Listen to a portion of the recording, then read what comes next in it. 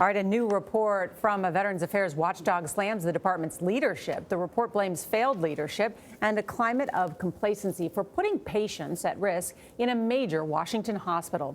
Current VA Secretary David Shulkin was the agency's undersecretary for health at the time, and Jan Crawford is outside the VA Medical Center in Washington with more on this troubling report. Jan, good morning. Well, good morning. The report says that people at the VA under Shulkin knew about the safety issues here, but Shulkin says he does not recall hearing about the problems.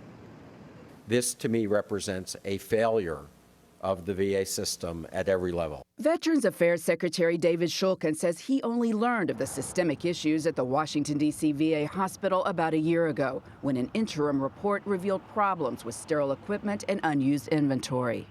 The full report released Wednesday revealed staggering deficiencies. Patients who underwent prolonged anesthesia because surgical instruments were unavailable once they were put under. Doctors and nurses forced to make do by borrowing supplies from a nearby hospital, while 500,000 items sat unused in a warehouse.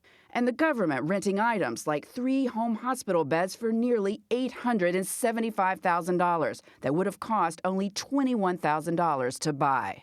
I think it was a failure of leadership here.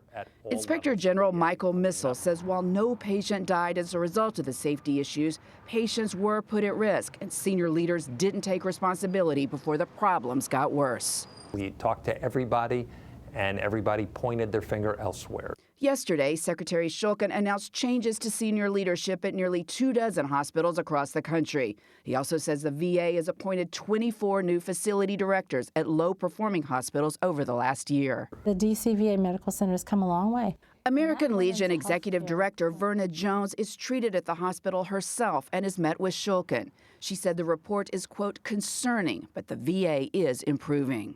I believe that now things are getting better and that Dr. Shulkin and his team are addressing the root of the problem. In November, we asked Shulkin why it's taken so long to address problems at the VA. We're not declaring the problems of the VA over.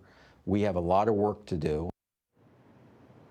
Now, while Shulkin has been under fire lately, the White House said that he is doing a great job, and they're proud of what they called his aggressive approach.